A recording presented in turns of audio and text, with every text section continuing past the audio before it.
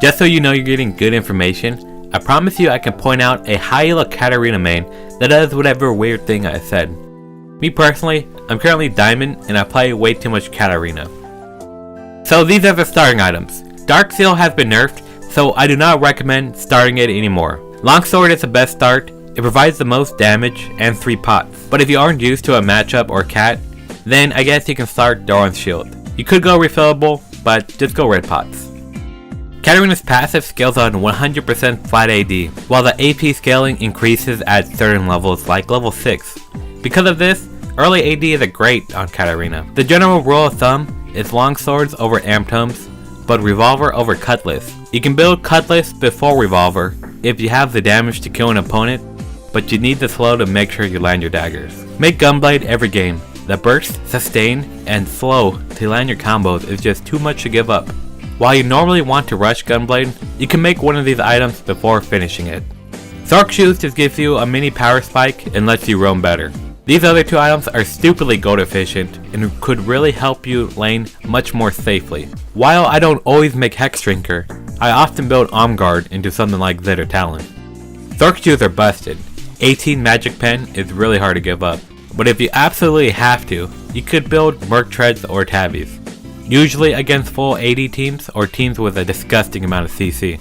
After Gunblade and Zork Shoes, you really make any item that you want in pretty much any order. It really just depends on the teams, how the match is going, and some of your preference. Let's say one game they don't make any MR, so you build Oblivion Orb into Rabadons. But the next game they do make MR, and you can't run over them very well, so you build Void Staff into Zhonya's. But the game after that, you feed their mid, and now you need a Hex Drinker or Banshees, then a Void Staff. I'll go over each item just to give you an idea when to build them. Oblivion Orb and Morello for when they don't make magic resist. Cat's ult has grievous wounds, so you don't always have to upgrade Morello. The Liandry's Blade increases your reset timer, and it's great into tankier comps. Some people like Rallies, I don't really build it.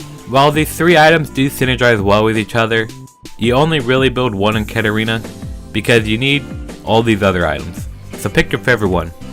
Zhonya's is great. I built this 2nd or 3rd almost every game. You want to get really good at using this item. It lets you teamfight better by avoiding key spells and lets you stall until opponents die for your resets. Build this item, it's great. In past seasons, GA was much better. It was a cheap item, but at 2800 gold, it doesn't really give you much. If you have enough damage and it's close to the last fight of the game, then I guess you can go for it. I don't really like Banshee much. The build pass isn't very good, and it is expensive. If I need MR, I would much rather just spend 1300 on Hex Drinker and then start my next item. This item used to be really popular on Cat, but her E got a small AD nerf. I still really like it, and I would suggest you to try it. It is underrated in my opinion. It obviously doesn't scale well with Rabadons, so if you have that, then just go Banshees. If all you need is damage, go Oblivion Orb or Void Staff into Rabadons. Check their MR and pick the right choice. Death Dance only really works with Conqueror. I'll talk more about Conqueror in the runes, but the build is literally Gunblade Death Dance into normal. Magi's doesn't make too much sense if you aren't smurfing. Darksteel is already so good. You can build this if you're cocky. It's gonna sound kinda funny, but trust, we've all had those games where it seems like a 100% loss and nothing short of a miracle is going to make us win that game. Maybe Magi's is that miracle. So if the game is already over, then there's no risk to building Magi's. If you somehow get that miracle teamfight and get it stacked somehow, then you could completely swing the game. Or you lose anyways and your team flames you. But that's a risk that I'm willing to take. Tank items sound kinda troll, but they aren't that bad when you're ahead, especially against full AD or AP teams. QSS is great against Scouter or Mouse, pretty much necessary because you jump into melee range.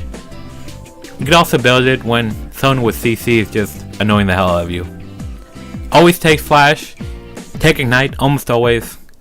If you're against a Nivea or something you're bad against, you could try TP just to lessen the lead you would lose in lane.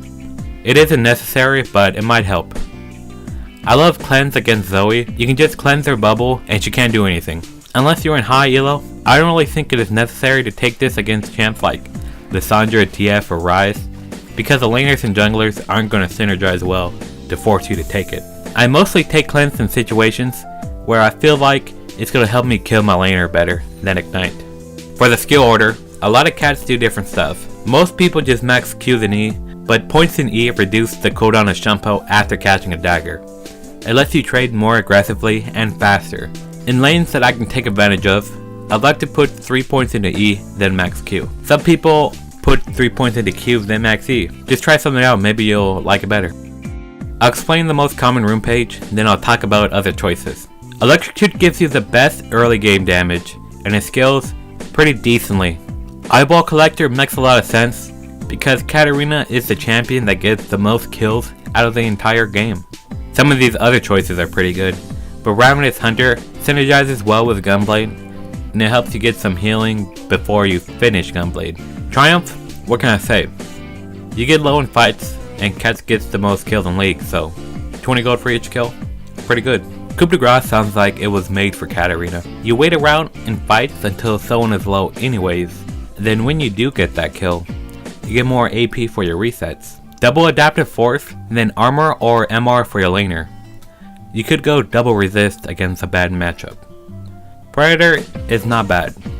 I really like it when our comp needs to win early, and we have side lanes that are easily gankable. Things like the Leona, Renekton in the side lane, or a Hecarim jungle. Dark Harvest is the best scaling rune for damage. It doesn't help you much in lane. I've seen a lot of cats that used to use Dark Harvest switch over to Conqueror. I'm not sure if I completely agree with that. I personally like Dark Harvest better because it gives more damage. I would consider taking Dark Harvest against a champ that I don't think I'm going to kill in lane. I made a video talking about why I didn't like Conqueror. The damage you get with this rune is small. Most healing effects are reduced to 1/3, but Conqueror is not reduced at all. Because of this, you actually heal a ton from it. Obviously, this keystone is better in extended fights, so it is best against melee opponents. But even in extended fights against melee opponents, Electrocute is still better in the early game. I wouldn't recommend this keystone to anyone that isn't high elo. I don't even use it in Diamond. Opponents make a lot of mistakes that are easily abusable. It doesn't make sense to not go Electrocute and let them make those mistakes for free. Katarina is one of the best snowballing champs, so I say just take an Electrocute and zap people, snowball, and win the game. Fleet Footwork is in a similar boat, but it is more early game focused. It makes it harder to punish you, but you don't need to do that. If I was to make a tier list for these keystones, this is how it would look like. Alright, so let's talk about the lesser runes. I've seen some high elo players go Taste of Blood. Just go Set of Impact.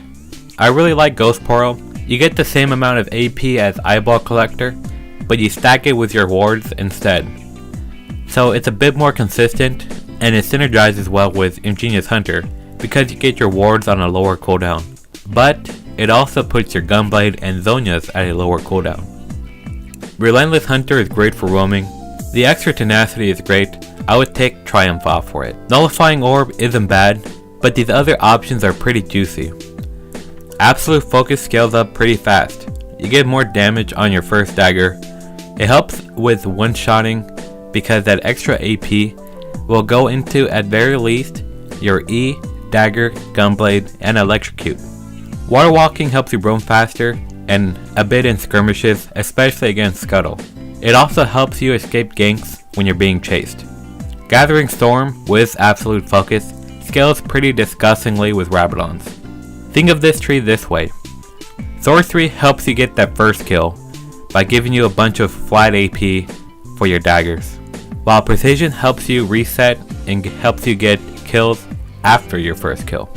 Bone Plating is still a good rune, but there isn't really another option in Resolve that we would want to take. I never take Resolve. What can I say about free ass boots and a stopwatch? They're free. Minion DMAT helps you shove waves faster. A minion DMAT on a cannon minion in the early game is often a free roam or a back. Timework Tonic is a rune most people haven't tried out, but I don't think it's that bad. The healing is pretty cancer, and it's definitely better sustained than anything in the Resolve tree. Here's the page I'm currently taking. I build Zonia second almost every game, so I really like the Ingenious Hunter. With the extra vision from Poor Award, I feel like I can roam better safely and more often. I did not take water walking before the Poor Award change. Maybe I will change this at some point, but this is the Rune page I used to get into Diamond. So this is information that I've gathered from other players and my own experience. If something that I did not suggest works for you, then keep doing it. If it works for you, it works for you. Thanks for watching. If you have any questions, comment them down below. I'll try to get to them. And yeah, have a nice day.